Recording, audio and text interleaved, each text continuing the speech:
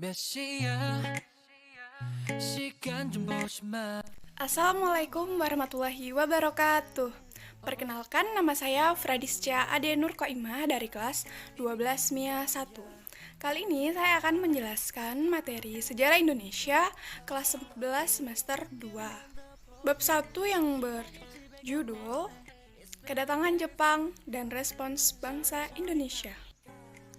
Nah, yang A, kedatangan Jepang di Indonesia. Yang pertama akan kita bahas adalah proses masuknya Jepang di Indonesia.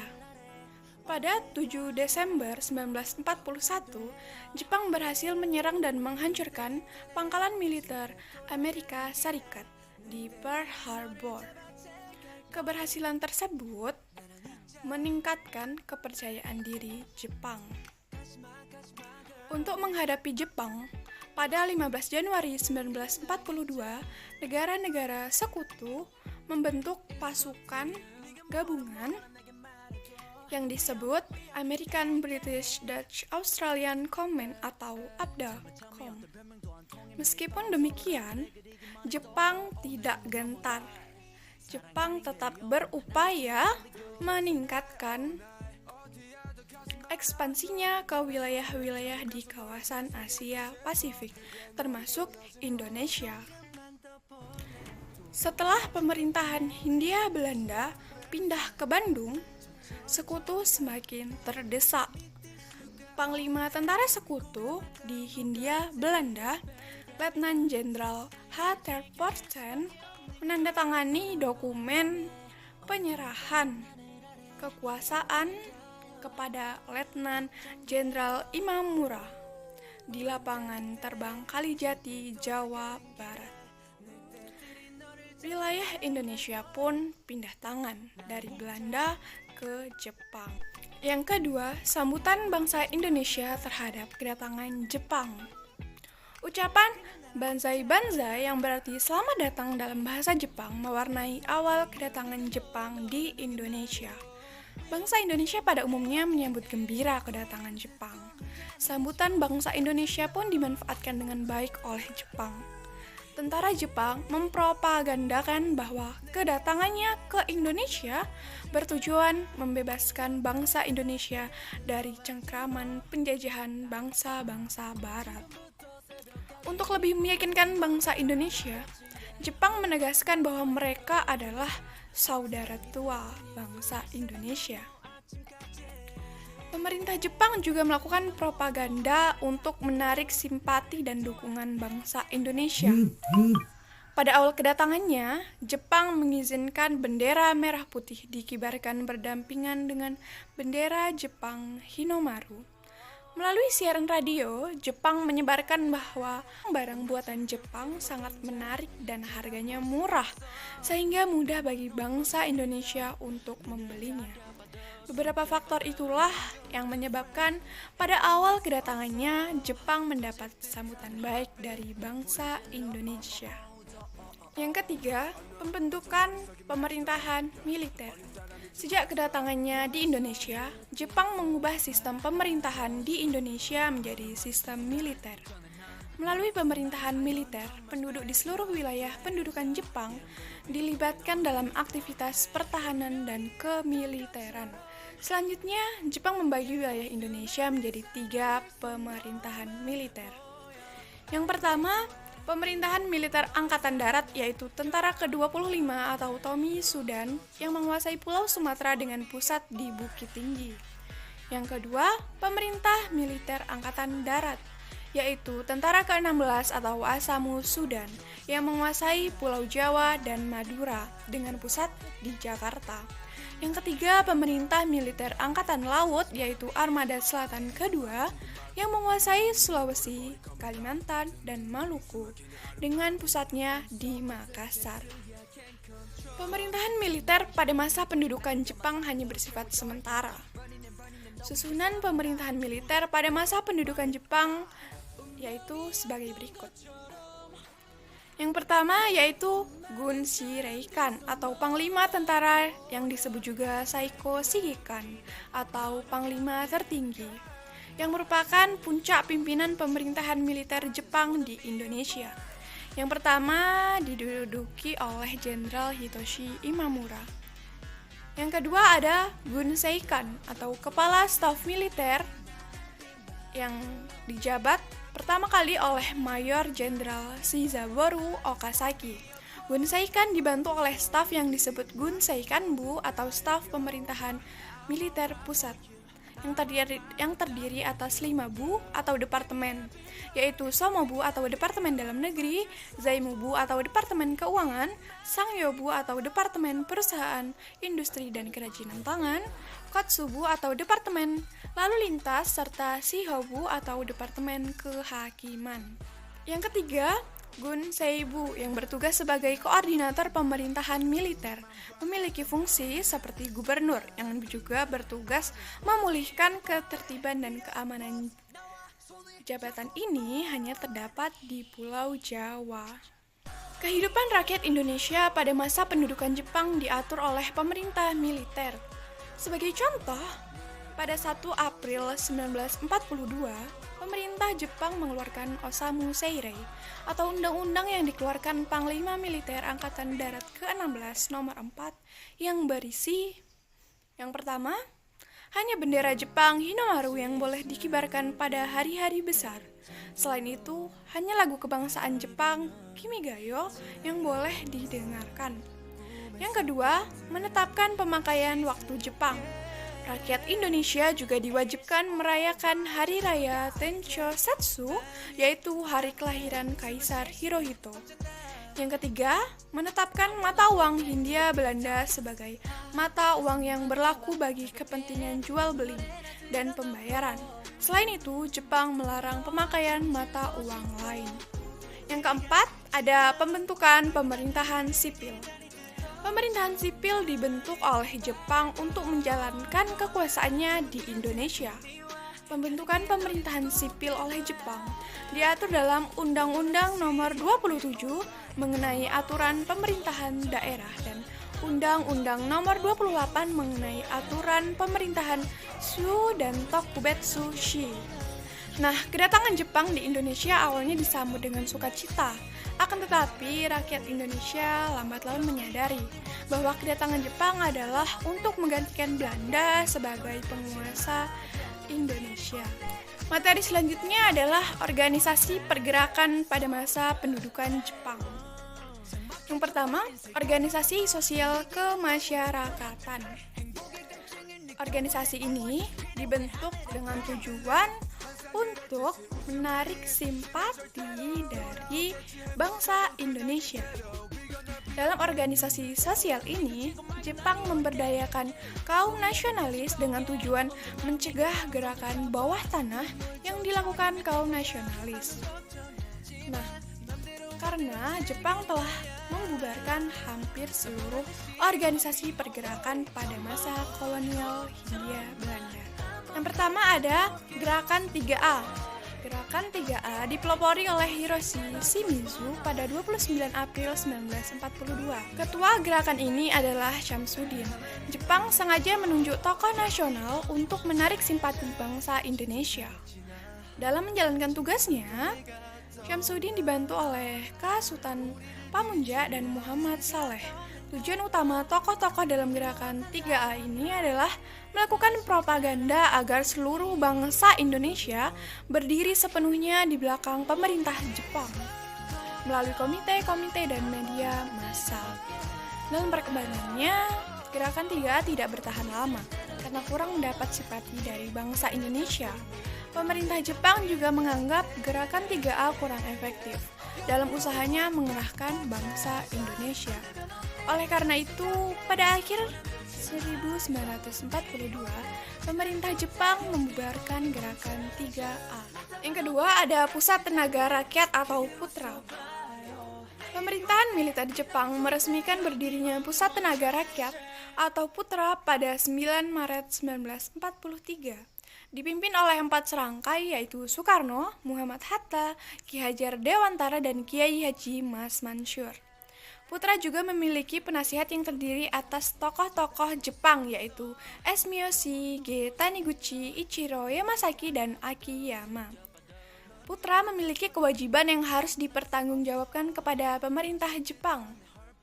Yang pertama yaitu ada memimpin rakyat untuk bersama-sama menghapus pengaruh Amerika, Inggris, dan Belanda.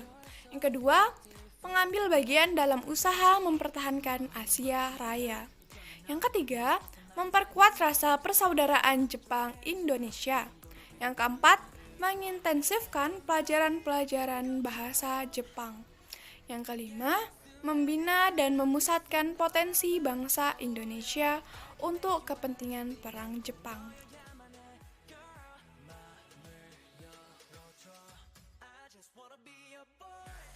Melaksanakan kegiatannya, Putra didukung oleh beberapa organisasi massa di Indonesia, seperti Persatuan Guru Indonesia, Perkumpulan Pegawai Pos Menengah, Pegawai Pos Telegraf, Telepon dan Radio, serta Pengurus Besar Istri Indonesia, di bawah pimpinan Maria Ulfa Santoso. Selain itu, Putra mendapat dukungan dari kalangan pemuda, yaitu organisasi Barisan Banteng. Adapun dari kelompok pelajar, Putra mendapat sambutan dari organisasi Badan Perantaraan Pelajar Indonesia dan Ikatan Sport Indonesia. Organisasi-organisasi tersebut menyatakan dukungannya dengan cara bergabung dengan Putra. Pada 1944, Jepang membubarkan Putra karena Putra dianggap lebih bermanfaat bagi rakyat Indonesia daripada Jepang. Yang ketiga ada Majelis Islam A'la Indonesia atau MIAI dan Majelis Syuro Muslimin Indonesia atau MASYUMI. Pada 1937, Kiai Haji Mas Mansur mendirikan MIAI di Surabaya. MIAI dikenal sebagai organisasi anti barat. Oleh sebab itu, pemerintah tidak membubarkannya. Pada Oktober 1943, pemerintah Jepang membubarkan MIAI dan menggantinya dengan organisasi baru bernama Majelis Syuro Muslimin Indonesia atau MASYUMI. Yang keempat ada Jawa Hokokai. Letnan Jenderal Kumakichi Harada adalah tokoh yang memprakarsai pembentukan Jawa Hokokai atau Himpunan Kebaktian Jawa. Hingga tahun 1944, organisasi bentukan Jepang kurang menarik simpati bangsa Indonesia untuk mendukung kepentingan Jepang dalam Perang Asia Timur Raya. Oleh karena itu, pemerintah Jepang membubarkan Putra dan menggantinya dengan Jawa Hokokai pada 8 Januari 1944. Dalam perkembangannya, Jawa Hokokai berhasil mewujudkan tujuan pemerintah Jepang untuk memobilisasi segenap potensi bangsa Indonesia. Sejak awal 1945, potensi sosial ekonomi bangsa Indonesia dimobilisasi melalui Jawa Hokokai untuk mencapai jumlah yang telah ditentukan dalam rangka memenangi Perang Pasifik atau Perang Asia Timur Raya. Selanjutnya ada organisasi semi-militer. Tujuannya adalah Jepang berusaha memobilisasi pemuda Indonesia untuk membantu Jepang dalam Perang Asia Timur Raya. Yang pertama ada Sainendan. Sainendan berada di bawah pimpinan Gun Saikan dan didirikan pada 29 April 1943. Beranggotakan pemuda-pemuda berusia 15-25 tahun. Dan kemudian diubah menjadi 14-22 tahun. Para pemuda ini diberi latihan-latihan militer, baik untuk mempertahankan diri maupun untuk penyerangan. Sainendan merupakan barisan cadangan yang bertugas mengamankan garis belakang. Pembina Sainendan adalah Naimubu Bunkyoku atau Departemen Urusan Dalam Negeri bagian pengajaran olahraga dan Sainendan. Perkembangannya, pada Oktober 1944 dibentuk Joshi Sainendan atau Sainendan Putri untuk mengakomodasikan para pemudi. Yang kedua ada Keibodan. Pembentukan Keibodan bersamaan dengan berdirinya Sainendan yaitu pada 29 April 1943. Yang bertugas membantu polisi dengan tugas-tugas kepolisian seperti menjaga lalu lintas dan mengamankan desa. Keibodan dibentuk sampai di tingkat desa karena pemuda-pemuda desa belum terpengaruh pemikiran dan pergerakan kaum nasionalis. Faktor inilah yang menyebabkan Keibodan langsung berada di bawah binaan Keimubu atau Dewan Kepolisian. Yang ketiga ada Barisan Pelopor. Pemimpin barisan pelopor adalah Otto Iskandar-Dinata, Soekarno, Suroso, dan Buntaran Marto-Atmojo. Barisan pelopor ini dibentuk pada 1 November 1944. Barisan pelopor dianggap underbow atau substruktur dari Jawa Hokokai dengan tujuan memudahkan kontrol terhadap aktivitasnya. Barisan pelopor beranggotakan seluruh pemuda terpelajar yang berpendidikan rendah bahkan tidak mengenyam pendidikan sama sekali. Keanggotaan yang bercorak heterogen seperti itu diharapkan mampu mengembangkan semangat solidaritas sehingga timbul ikatan emosional dan semangat kebangsaan yang tinggi. Selanjutnya ada Hizbullah. Pada 15 Desember 1944, Jepang dan Masyumi membentuk Hizbullah. Pembentukan Hizbullah dilatar belakangi oleh keinginan Masyumi untuk membentuk pasukan yang akan digunakan untuk mempersiapkan kemerdekaan Indonesia. Selain itu, Jepang ingin mengakomodasi pemuda muslim dalam sebuah pasukan cadangan yang akan membantu Jepang dalam Perang Asia Timur Raya. Hizbullah ditugaskan sebagai tentara cadangan, antara lain seperti mempersiapkan jasmani dan rohani dengan giat, membantu tentara Jepang dalam perang, mengintai mata-mata musuh, serta memperkuat usaha-usaha untuk kepentingan perang. Adapun sebagai pemuda Islam, Hizbullah bertugas menyiarkan agama Islam, mengawal umat Islam agar taat menjalankan ajaran agama, serta membela agama dan kepentingan umat Islam di Indonesia. Fujinkai dipimpin oleh Nyonya Sunarjo Mangunpuspito. Fujinkai adalah barisan wanita yang dibentuk pada Agustus 1943. Anggota Fujinkai terdiri atas para wanita berusia 15 tahun ke atas. Kegiatan yang dilakukan oleh Fujinkai yaitu penyuluhan tentang kesehatan di kampung-kampung. Mereka juga mengadakan kegiatan bertanam kapas, memintal benang, dan menenun. Berbagai kegiatan tersebut dilakukan untuk mengentaskan permasalahan sosial ekonomi pada masa itu. Selanjutnya ada Gaku Kotai. Gaku Kotai dibentuk pada 15 Desember 1944. Gaku Kotai sering juga disebut sebagai Laskar Pelajar. Anggota Gaku Kotai terdiri atas para pelajar sekolah lanjut. Pelatihan dasar militer yang dilakukan Gaku Kotai hanya dilakukan sekali dalam seminggu, selama 2 jam. Yang ketiga, organisasi militer. Yang pertama ada Heiho. Heiho adalah organisasi militer yang beranggotakan orang-orang pribumi yang dibentuk pada April 1943. Anggota Heiho mendapat pelatihan kemiliteran secara lengkap. Tugasnya antara lain sebagai pemegang senjata anti pesawat, tank, artileri medan, dan pengemudi.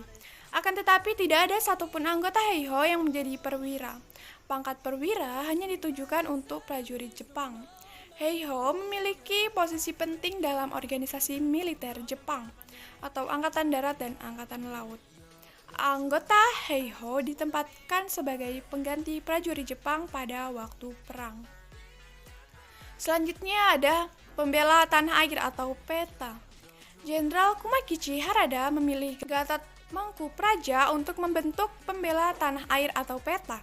Gatot Mangkupraja diminta mengajukan pembentukan PETA kepada Gun Saikan. Akhirnya, pada 3 Oktober 1943 dikeluarkan sebuah peraturan yang disebut Osamu Seirei nomor 44.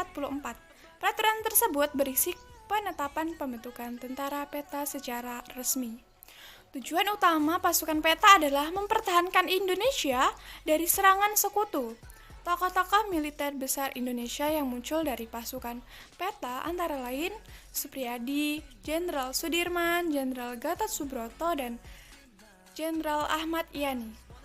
Pembentukan organisasi semi-militer dan militer oleh pemerintah pendudukan Jepang di Indonesia ditujukan untuk mendukung kepentingan Jepang dalam menghadapi Perang Asia Timur Raya. Akan tetapi, pelatihan yang diberikan Jepang juga turut berperan dalam membentuk karakter bangsa untuk mengobarkan semangat nasionalisme dan rasa persaudaraan. Semangat nasionalisme tersebut hendaknya kita terapkan dalam kehidupan sehari-hari. Semangat nasionalisme dapat membentuk karakter tegas dan menghargai perbedaan. Hal tersebut dapat menjadi modal menghadapi era globalisasi. Sekian penjelasan dari saya. Terima kasih telah menyaksikan video ini. Wassalamualaikum warahmatullahi wabarakatuh.